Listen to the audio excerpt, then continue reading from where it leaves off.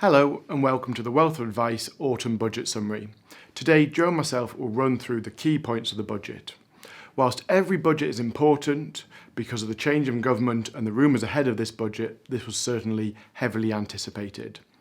The budget speech lasted 77 minutes, and you can tell I digested too much budget content yesterday because I know that the longest ever budget speech was 4 hours 45 minutes and the shortest speech was just 45 minutes.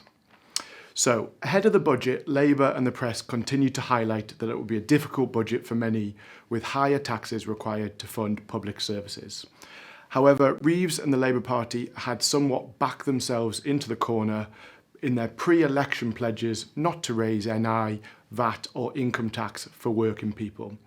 This fueled rumours in the press that pension tax-free cash could be reduced or removed, that the Lifetime Allowance on pension could be reintroduced, and that NI could be levied on pension contributions. So, what was actually announced in the budget? There was no changes to the rate of income tax, employee NI or VAT as promised.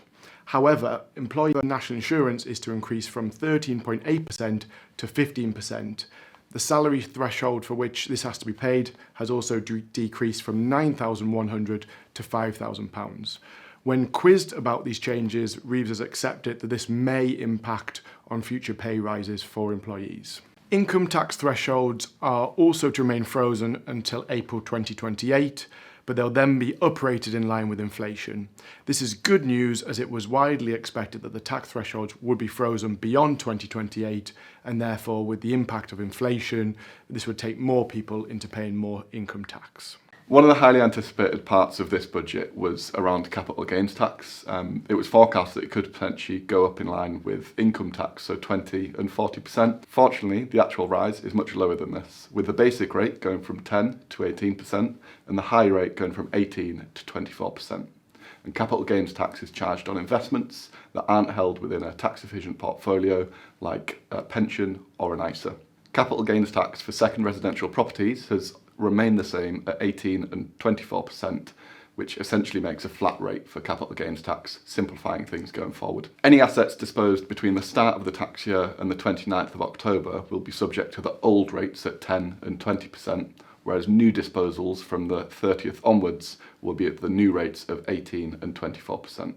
Private residence relief will still remain, which means CGT is not payable on the sale of your main residence. That's been retained.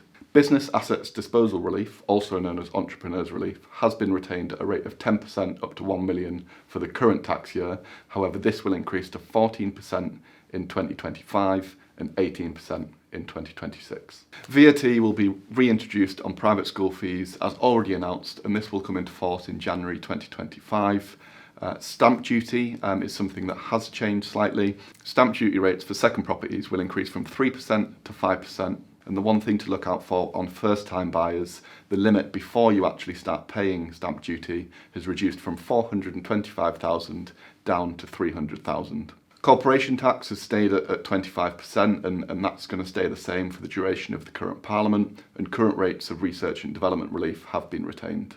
The Non-Dom regime, again something that was previously announced, will be abolished from April 2025, and the government will introduce a new residence-based scheme instead. Coming on to ISAs, the British ISA is something that the Conservatives essentially trialled and looked at implementing earlier this year. This was considered by the current chancellor, and it's essentially going to be scrapped. That means that we've just got the £20,000 ISA allowance, with the £4,000 LISA allowance included within that, and no changes to the allowances before April 2030. Care allowance is also increasing. It's increasing to £195.36 per week, which is just over £10,000 per annum. And the purpose of this, which was cited by the Chancellor, is to allow carers to work as well as give care to those that need it. Moving on to inheritance tax. So inheritance tax thresholds will be frozen for a further 2 years, taking them up to 2030. So that's essentially, for a married couple, £1 million that you can pass on to your beneficiaries tax-free, with transfers between spouses on death remaining exempt from inheritance tax. One thing to be cut though is agricultural and business relief. From April 2026, business and agricultural assets in excess of £1 million will be taxed at 20%.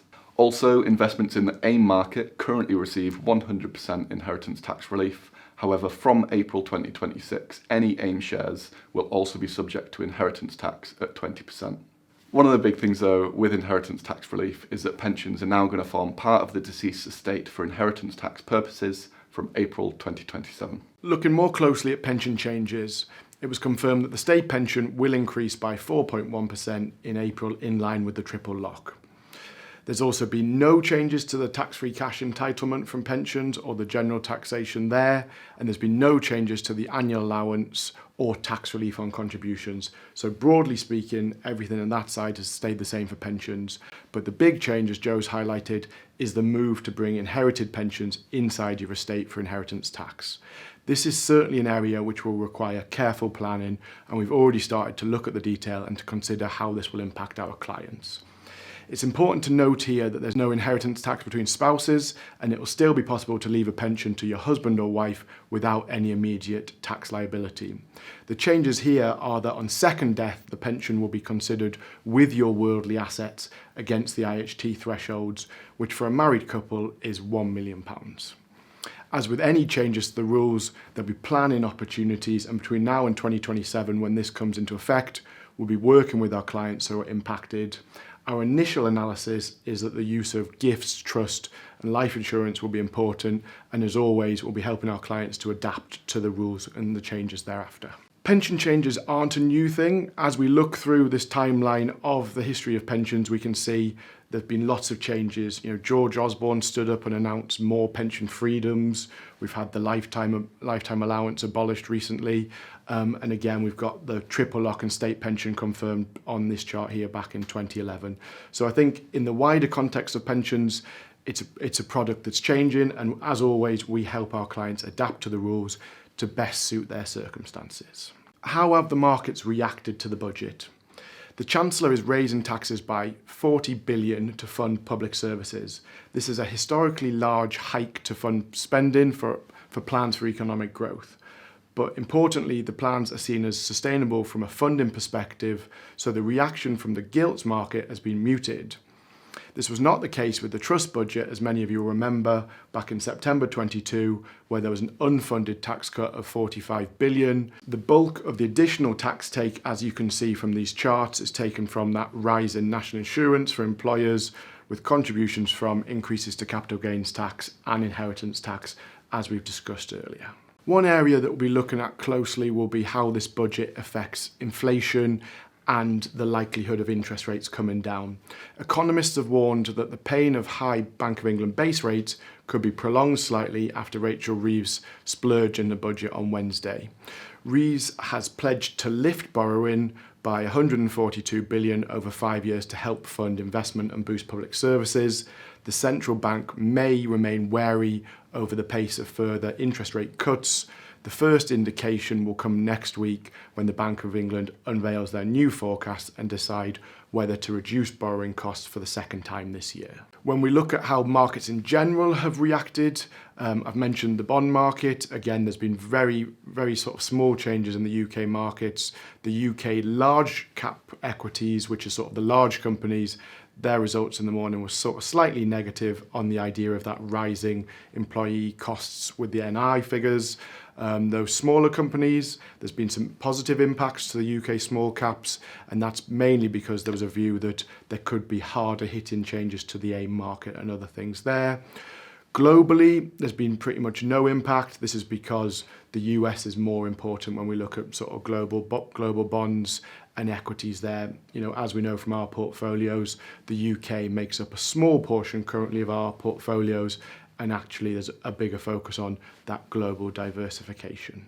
We'll be filming our next market update shortly, and this will reflect on the market performance in October. And we've also got the US election on Tuesday the 5th, so our next video will cover the results and the initial market reaction of that. As always, if you have any specific questions about the budget or anything else you want to talk about, please get in touch.